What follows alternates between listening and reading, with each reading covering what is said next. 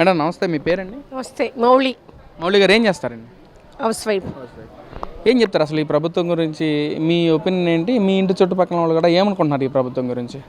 ఈ ప్రభుత్వం ఇదివరకు ఉన్న గత ప్రభుత్వం కన్నా ఈ ప్రభుత్వం వచ్చినాక మాలాంటి వాళ్ళందరికీ చాలా ధైర్యంగా ఉందండి. ఎందుకనంటే ఇదివరకు ఏదైనా మాట్లాడితే అరెస్ట్ చేస్తారు, అరాజకీయాలు చేస్తున్నారని భయం. ఇప్పుడు అదేం లేదు. చంద్రబాబు గారు ఉన్నారు, అంత ధైర్యంతో మేము బాగా మాట్లాడుతున్నాము. ఇక్కడ ఏదైతే చంద్రబాబు గారు వచ్చిన తర్వాత మొత్తం వెన్నుపోటు రాజకీయాలు చేస్తూ ఉన్నాడు, ప్రజలకి సరిగ్గా పాలన అందించలేకపోతున్నాడు, డెవలప్మెంట్ చేయలేకపోతున్నాడు చంద్రబాబు అని చెప్పి కూడా వైసీపీ నాయకులు మాట్లాడుతున్నారు. ఏంటి దాని మీద ఏం చెప్తారు? ఆయన ఏం చేశారు? అన్నా క్యాంటీన్ లాంటివి తీసేశారు. ఉద్యోగాలు ఇస్తామని చెప్పారు, ఉద్యోగాలు ఒక్కటి కూడా ఇవ్వలేదు. ఇప్పుడు సార్ గారు వచ్చి నాకు 16,000 ఉద్యోగాలు ఇస్తే ఇదిగా మాట్లాడుతున్నారు. ఆయన ఏం చేశారండి? అన్ని అరాజకీయాలు చేశారు. ఆయన చెప్పింది కూడా ఒకటి చేయలేదు. ఇప్పుడు మావిగానే అంటున్నారు.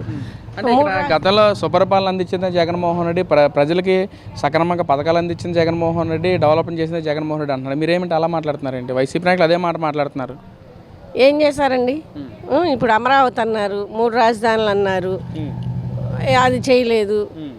ఇప్పుడు ఇసుక ఉంది, పాపం టాపీ వాళ్ళు అందరూ వాళ్ళ పట్టు కొట్టేసేసి ఇసుక లేకుండా చేశారు. పనులు లేవు, అవన్నీ చేసినాయి అరాజకీయాలే కదండి, ఇంకేంది.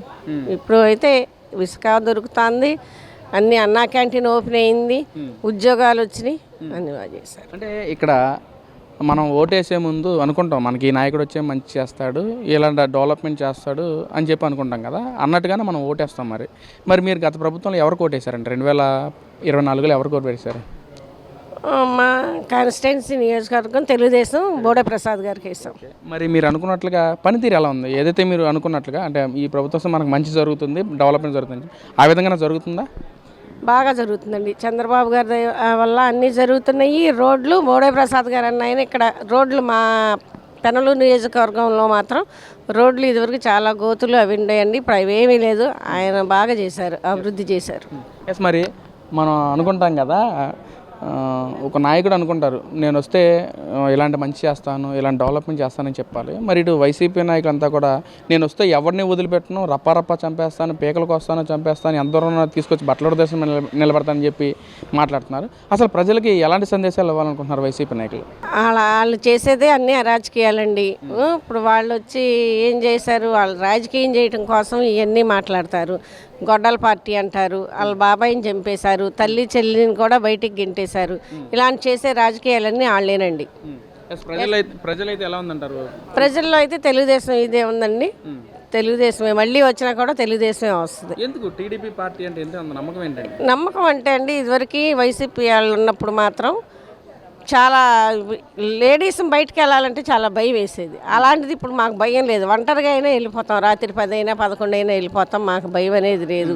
దాని మూలంగా ఈసారి కూడా చంద్రబాబు గారు మహిళలు అంటే మహిళా శక్తి అని మాకు మహిళా శక్తి పెట్టారు, మేము మహిళా శక్తిగా ఉంటున్నాం. వైసీపీ నాయకులేమో రేపు జరగబోయే ఎలక్షన్స్లో మహిళల మమ్మల్ని పెద్ద పెట్టేసి గెలిపిస్తారని చెప్పి కూడా వైసీపీ నాయకులు మాట్లాడుతున్నారు. నిజంగా మహిళల్లో తిరుగుబాటు వచ్చిందని చెప్పి కూడా మాట్లాడుతున్నారు కూటమి ప్రభుత్వం పట్ల. ఏమీ రాలేదండి. మేము ఏదైనా సరే తెలుగుదేశం చంద్రబాబు గారి తరఫునే ఉంటుంది. మా మహిళా శక్తి మొత్తం ఎక్కడైనా ఏ ఊర్లో అయినా ఏ నియోజకవర్గాలైనా ఏదైనా సరే, కానీ లేడీసే ముందు, లేడీస్ ఫస్ట్ అంటారు, అలాగే లేడీసే మళ్ళీ చంద్రబాబు గారు గెలుస్తారు.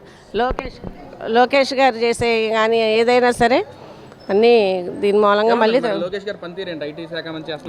ఆయన విదేశాలకు వెళ్ళి అన్నీ తీసుకొచ్చి అన్నీ చేస్తున్నారండి. ఆయన కూడా చాలా కష్టపడుతున్నారు, బాగా చేస్తున్నారు.